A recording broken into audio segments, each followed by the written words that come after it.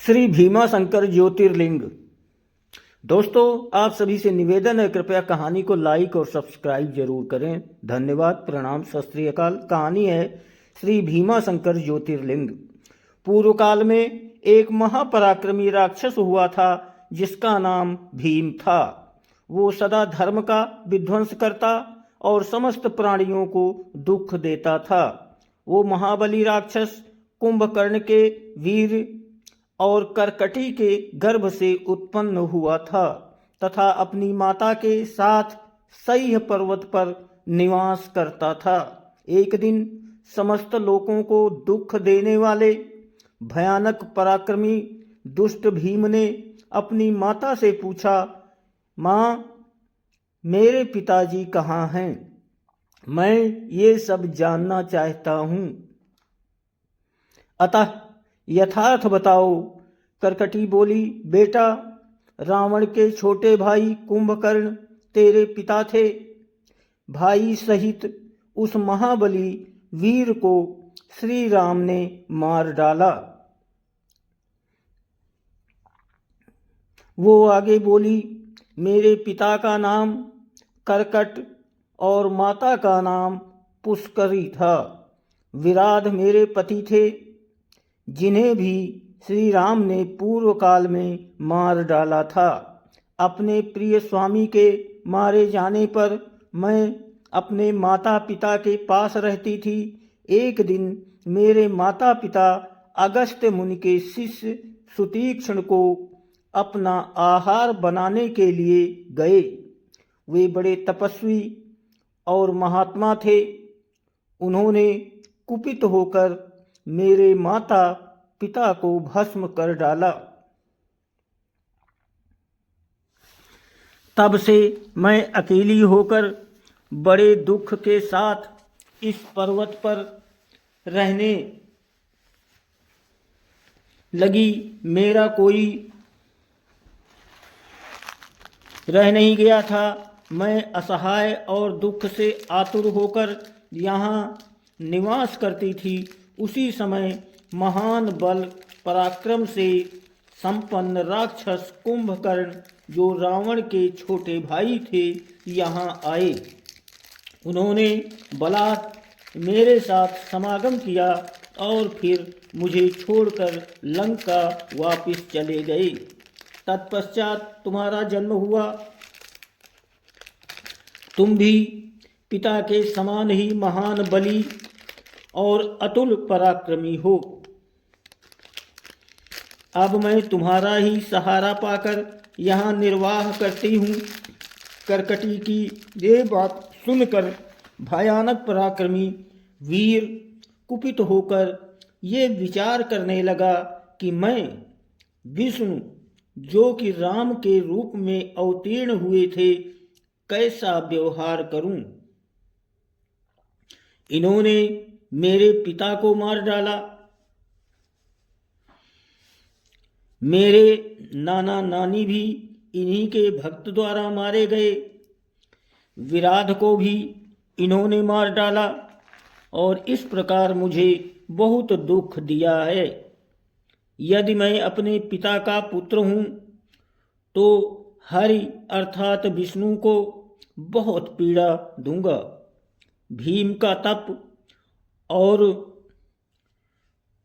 भजन करते हैं और प्रतिदिन उन्हीं की आराधना में लीन रहते हैं। दूसरी ओर राक्षस भीम राशि के पागल से मोहित हो यज्ञ कर्म करने आदि धार्मिक कार्य का लोप करने लगा और सबसे ज्यादा देखा गया सब मुझे ही दो। उसने पूरी पृथ्वी को अपने अधिकार क्षेत्र में ले लिया।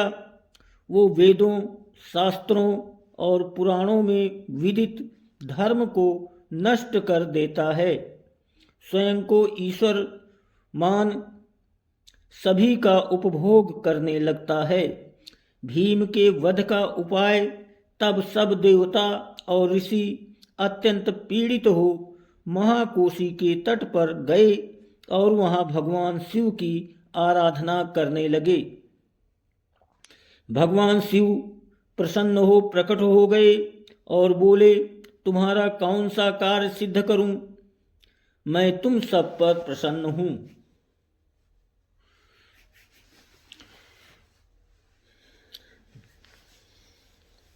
देवता और ऋषिगण बोले, हे देव, आप अंतर्यामी हैं, आपसे कुछ भी छिपा नहीं है। हे प्रभु, भीम जो कि कर्कटी और कुंभकर्ण का पुत्र है, वो ब्रह्मा जी से वरदान प्राप्त कर सभी को पीड़ित कर रहा है। आप इसका संहार कर हम लोगों पर कृपा करें।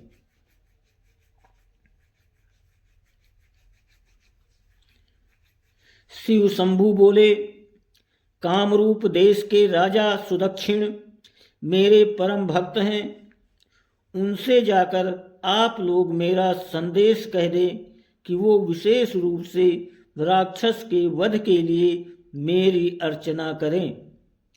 भीम ने उनका भी तिरस्कार किया है, वे मेरे प्रिय भक्त हैं, मैं उनके लिए दुराचारी राक्षस भीम का वध अवश्य करूंगा।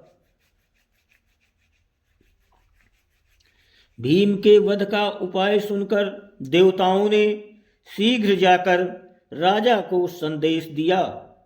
फिर वे सब प्रसन्न होकर लौट गए।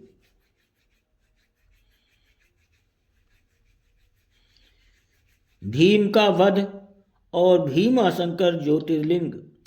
इधर भगवान शिव भी लोकहित की कामना से और अपने भक्त की रक्षा हेतु उसके निकट जा वहीं गुप्त रूप से रहने लगे।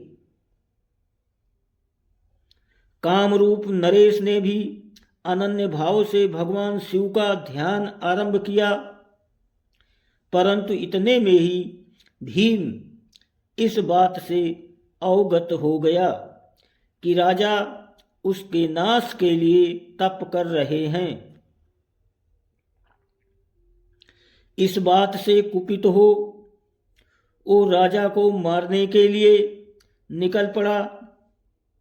वहां पहुंचकर पूजन सामग्री और शिवलिंग की स्थापना देख भीम को विश्वास हो गया कि राजा सुदक्षिण उसके संहार के लिए ही अर्चना कर रहे हैं।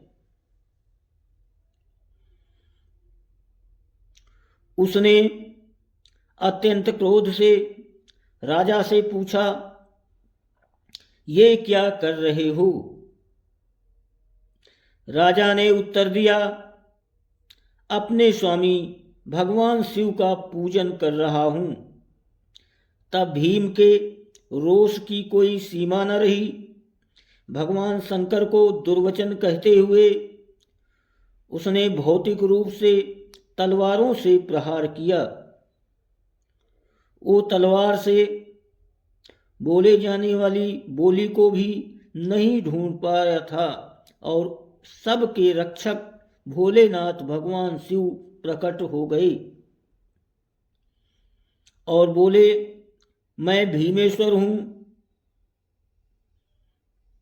और अपने भक्त की रक्षा के लिए प्रकट हुआ हूं।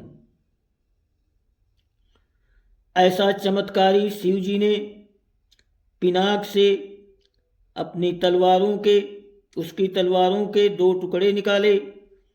फिर दुष्ट भीम ने अपने त्रिशूल से प्रहार किया, लेकिन भगवान शिव ने उसके भी 2 टुकड़े करके उसके प्रयास को विफल कर दिया। पूरा संसार भगवान शंकर और भीम के मध्य होने वाले युद्ध से क्षुब्ध हो गया।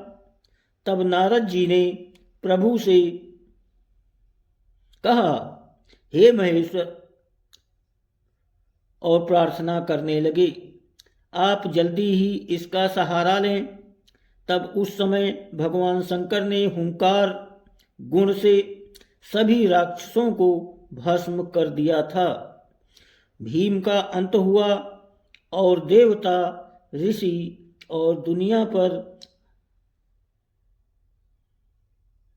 जो हमला हुआ खत्म हुआ। सबने भगवान शंकर से प्रार्थना की, हे प्रभु, ये स्थान बड़ा निंदनीय माना जाता है।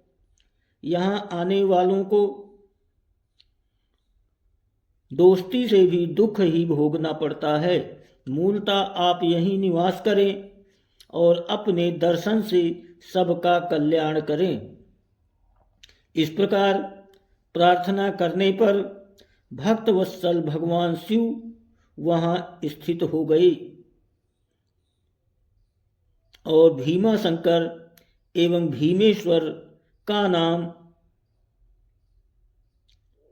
बताया गया। प्रसिद्ध धार्मिक केंद्र भीमाशंकर मंदिर महाराष्ट्र में पुणे से करीब 100 किलोमीटर दूर सह्याद्री नामक पर्वत पर स्थित है। ये स्थान नासिक से लगभग 120 मील दूर है। आप यहाँ सड़क और रेल मार्ग के जरिए पहुँच सकते हैं। फेसबुक देखने वाले लाइक और फॉलो करें।